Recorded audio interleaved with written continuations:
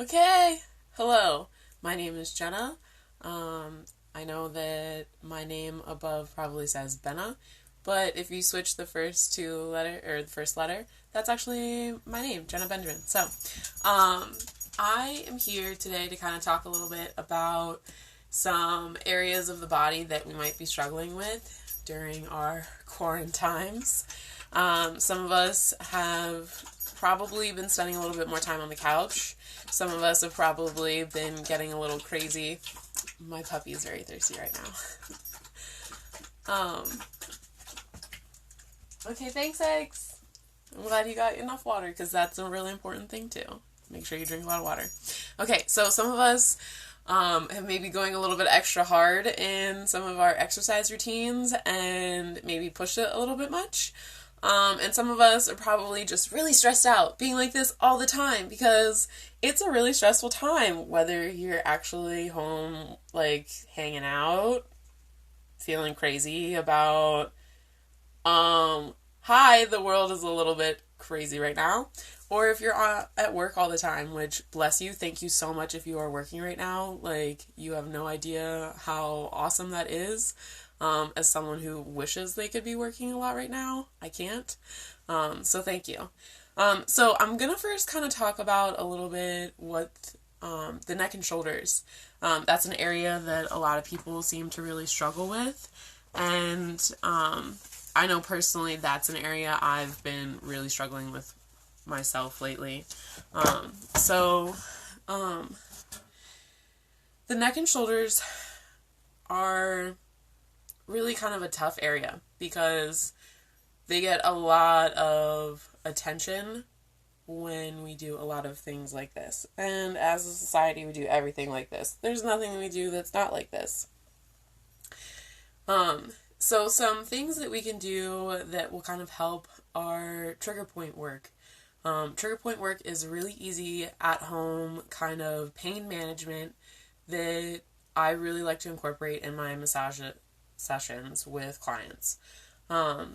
There's a really great book that I'm going to be working out of today. This guy here, the Trigger Point Therapy Workbook. I highly recommend investing in it. You can get it at Barnes & Noble. You can order online from Barnes & Noble. The book really likes to work with this thing. It's called a Theracane. You are certainly welcome to invest in one as well, but you can kind of achieve some of these things really easily on your own. Like this knob here is really great for getting back in here into your triceps or your trapezius, excuse me, in your trapezius, in between your shoulder blades, along those rhomboids. So that's a really fun thing. But if you don't have one of these guys, you can take a tennis ball, which, excuse me, I'm going to run away really quick because I forgot to grab this.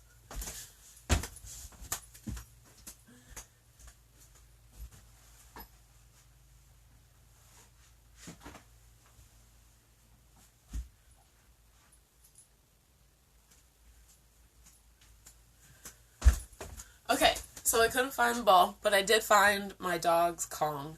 And Kong, as we know, has this rounded shape. And what you can do with this is you can put this in maybe a knee-high sock or a stocking if you have it. If you're a lady, if you're not a lady and you like wearing stockings, that's cool. You can, whatever. So you can kind of slip this down into the foot part of the sock or your stocking and throw that over your shoulder then. And you can kind of dig that in there as well. Kind of work that around. The nice thing about having it on the stocking or the sock is you have the ability to move that then. You can kind of adjust it yourself instead of maybe having this and you're leaning up against a wall or you're laying on the floor on it, which that can put a lot of tension, a lot of pressure on something that's already really tight. Sometimes we are really eager and quick to push a lot into something that is painful, And that's not always helpful. Sometimes you want to kind of be nice and gentle and take your time with something, especially when you're in pain. So, the Theracane, this guy here, we'll go back to that. Like I said, you can kind of use that back in here, kind of work in between the shoulder blades. Oh, wow. Yeah, especially if you spend a lot of time doing this. If you also spend a lot of time doing this, one area that really gets neglected that we don't realize is here in the chest. Along here. If you find your collarbone, and some of us have our collarbones going up here, that's not quite how they should go, actually. They should kind of come across here, but they gotta go up because we spend so much time like this, and then we go like this. So, kind of pressing in here. And when I say press, it's kind of like this firm pressure that doesn't necessarily feel like you're pushing through your body completely, but just quite. That's kind of how they taught us in school. It was, if you are trying to massage someone and you're trying to get the pressure right, almost pretend like you are massaging through them, like into the table. So kind of in, but then you're also kind of going up a little bit too sometimes. The pectoral muscle, and some of us have a muscle subclavius here. Some of us actually don't. There's like 40% of the population either does or doesn't have this muscle that comes under here. It's a real bitch, let me tell you. If you have it, even if you don't, pectoral is not fun. So, kind of working in here. And what that does is that helps these muscles of your neck. And when these muscles of your neck are really tight, you really start to feel it back here. So, the other great thing that I like to use is this thing called a craniocradle. And this guy kind of gets right up in here into that kind of under your, like, skull spot. And that's wonderful. It's just wonderful.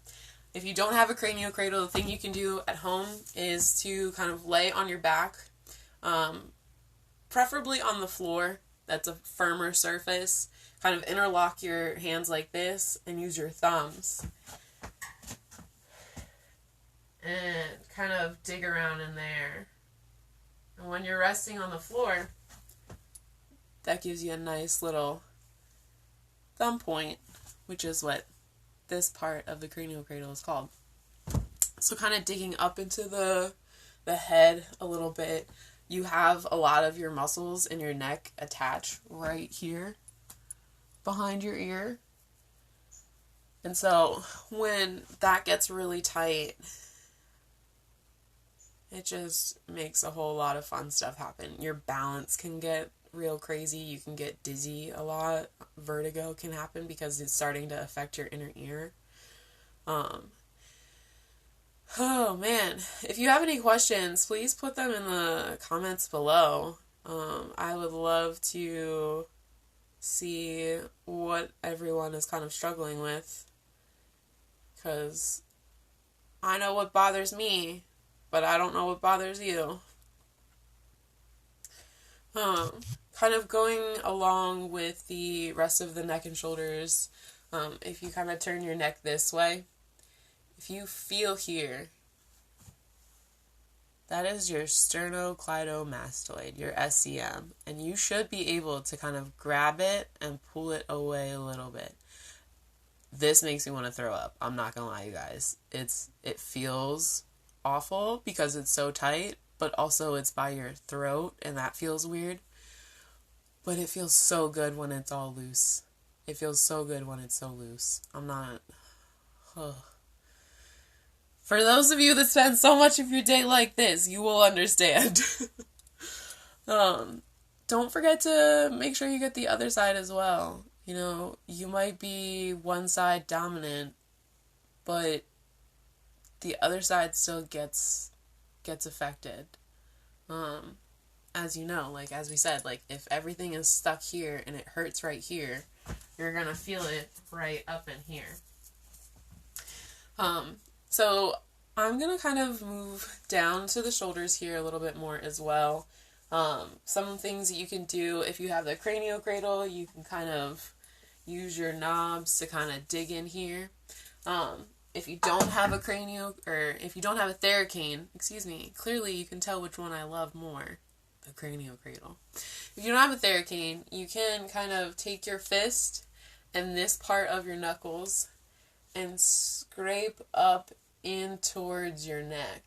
You can also scrape down, but I've found that doesn't quite always feel the nicest. Tend to hit more on the bone of things than actually any kind of muscle tension.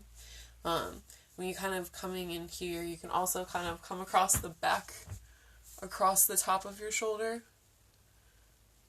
You know, we spend more time like this. These muscles start to creep forward and up and out. So you're kind of just putting it back where it belongs. Excuse me. And one of the great things about massage is that you start to release gas. So if you feel the need to burp or fart, please do not resist that. Please make sure you let that out. That can become painful. And that's your body's natural way of kind of working on digesting any food that you may have had earlier. The other thing is that because we spend so much of our day sitting, our abdominal muscles and our intestines kind of get a little wonky at times. And especially if you are a female that has had any kind of like polycystic ovarian syndrome, if you've had any kind of trauma to the abdominal area, if you're not a female, like me personally, I've had an abdominal surgery here. I have a C-section scar.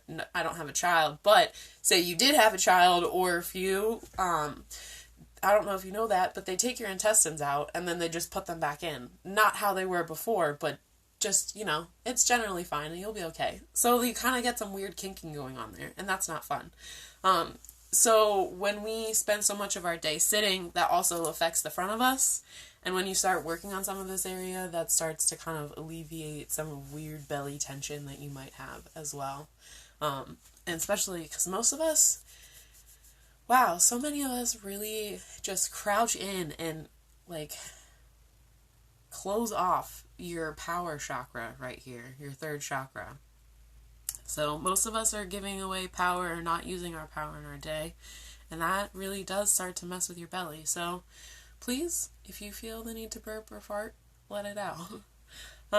So moving on, kind of here in the pectoral area, we kind of talked about that a little bit more, but if we kind of work down the sternum a little bit, you can feel where the sternum ends. That's an area I like to work a lot as well, kind of putting my fingers like this and kind of digging up and in a little. Making sure you're not holding your breath. Make sure you keep breathing. That's a big part of this too. You know, if you're familiar with yoga and breathing is really important. It's the same with massage, because you're basically doing like yoga on the table, but somebody's stretching your muscles for you, I guess. So yeah, make sure you keep breathing, and this is going to be really great because it's going to help alleviate much more of this as well. And that's what we want. We don't want to be like this. This isn't fun. Nobody wants to spend their day like a turtle. I mean, they're my favorite animal, but that doesn't mean that, like, I should be one. I'm a human. So I gotta be like this. So I hope that has been helpful for the kind of neck and shoulders area a little bit. I always recommend doing yoga. Yoga with Adriene is a YouTube channel that I highly, highly enjoy watching videos and doing videos from. It's a really great way to kind of basically massage your body in a series, in a flow. And Adriene's really, really good about making sure, if you're not familiar with yoga, to have modifications for some of the poses that might be more difficult for new people. So I'm going to move on to some of the leg area, because as we said, some of us are spending a little bit more time sitting. Some of us maybe went a little bit more hard on our exercise routines, and that might be affecting your hamstrings a little bit. Which the hamstring is a muscle that is affected significantly from the amount of sitting that we do in our day. If you think about sitting and you think about your muscles are supposed to be a specific length. And when we sit, we shorten our thigh muscles and we lengthen the back of our leg muscles. So that lengthens the hamstrings, puts a lot of tension on the hamstring, and it doesn't like it. So, one of my favorite things to do is to kind of take something like a ball, a tennis ball, a foam roller, which I should run away and grab mine, but that could be for the next video, is kind of sit with that right under the spot.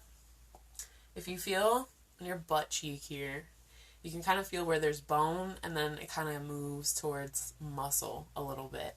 And that's where I like to really pinpoint some of that, is right where the attachment is. And then I like to roll it down my leg a little bit, and then back up the leg a little bit. The hamstrings are really, really tight on most people, so this is a really tender spot, and you want to be very gentle with yourself. So many people. So, excuse me, like I said, the burping. Please make sure you allow burping and farting to happen, because that is natural. So the Theracane, being able to use that is really great, because working your quads is really the thing that's going to help the most with your hamstrings. If you think about it, your hamstrings are pulled. They're tighter than what they want to be. They need a break. They need to relax. So the quads are the opposite muscle, the muscle that does the opposite action, if you will. And this is the stretch we're taught in school, you know, stand against the wall with your knee bent and your ankle in your hand. Puts a lot of pressure on your meniscus, which is the kind of cushion for your kneecap between your thigh bone and your shin bones. As long as you don't feel like there's any like tearing or ripping going on or any significant amount of pressure, I say that's fine. It's a little bit nicer to do on the floor. If you lay on the floor with kind of your arm up like this, and then have your knee bent and your ankle in your hand. Laying on the floor kind of gives your leg more stability. If you want, you can put a pillow between your knees, and that will definitely stabilize your knee and make sure that everything remains in this kind of nice alignment. Most of our knees are not in alignment, and our kneecaps are all over the place because of the amount of sitting, you know? Think about it. It's all connected. Anyway, moving along. So, working out the quads is a really great thing. Like I said, using the Theracane. What I like to do with this, and you can do this with, you can probably do it with another ball type object, something that you can roll from your hip point down to your knee. The thing about your quads, though, is that those muscles like to kind of get glued together. Yeah, you heard me right, glued together. So they kind of like stay stuck a little bit. And you have this beast of a baby here called the IT band that comes down and connects into your kneecap area, which is connective tissue. It's not muscle. So if we think like cartilage or tendons and ligaments as connective tissue, that's the same thing. This is like one big... What connects bone to bone? Yeah. Is that a tendon? Yeah, ligaments are muscles to bone. Hey. Tendons. So it's almost like one big tendon in some way, except there's a little muscle here. And that's something with a foam roller that will be really, really helpful and beneficial. You kind of basically want to work your thighs, if you will, like a circle, 360 degrees. You know, you work the back of them because your hamstrings are tight and they're long and they need a break. And then you kind of work the IT band a little bit here on the side, being really gentle because a lot of people, this is a really tight spot from that sitting all the time. And then you kind of work in here on the quad. One thing that I've seen that's really nice, kind of stretch, if you will, is to kind of lay on the floor and then prop your knee up. It's a little weird, it's a little difficult, it's kind of strange, but it's basically the same sentiment as the old stretch that we learned in school, this guy. I think if you want to do that, I would say find a corner, like a wall, that you can put your leg up to support against. And then your knee is kind of at the base of the wall with the pillow underneath it. And then you have the wall to kind of support it. And that way you're not necessarily bringing your knee to a degree that is less than 90 degrees. You have it more at that 90-degree angle. Some nice little things that I can show you here from the book. So the Trigger Point book is a really great thing that I like to look at because it doesn't necessarily tell me just where it might hurt for that muscle spot. It tells me what's called a referral, which is, okay, so we talked about this area being tight and then really feeling it right here. Most of us really feeling it right here. We don't ever realize it's really tight right here because we really only feel it right here. That's a referral. This is the trigger point that needs worked to release back in here so that we don't feel it so badly. So some ones that I really like out of the book here for the hamstrings and the quadriceps, if you will. The hash lines are the referral spot. And the dark spot, like the period mark, if you will, that is the trigger point. And you guys, when you have hamstring pain or you have leg pain like this, you probably have lower back pain too, because that's all connected. So I hope that's been a little helpful. I know that was a lot of information. I talked a lot. I probably talked really fast. And there's probably more specifics that you're looking for from me. So if you don't mind leaving those in the comments below for me, that would be really, really great. That way I can kind of tailor a little bit more. Or if you'd like, I do have specialized services that I can specifically tailor to you. I do have a Facebook page. You can also just private message me for that. Because this is supposed to be more fun and entertaining and helpful for the things I know that we're all struggling with. Like I said, this is something we already struggle with, but it's even worse because we're all stressed out. And I hope that this helps a little bit with some de-stressing. Like I said, yoga is really beneficial. Yoga with Adriene is a YouTube channel I really enjoy following along with, and her videos are really helpful and beneficial. She really does try to remind you to breathe, and that is what I think a lot of this time might be about, is that some of us are so afraid that we're forgetting to breathe, and that breath is so important. So I just want to take a moment, and I want us to all kind of breathe together for a second, and kind of clear our heads, because I know I'm really struggling at sometimes right now, and I'm sure some of you are as well. So if you don't mind, let's just kind of breathe it out. All right.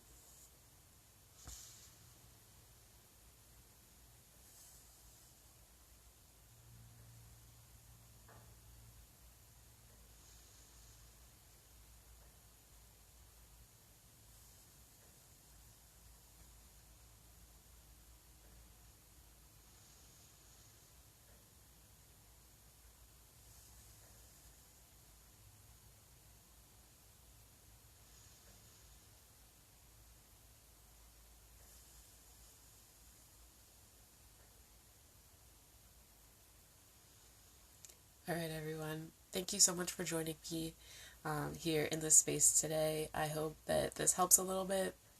And like I said, if you have any questions, please feel free to leave them in the comments below.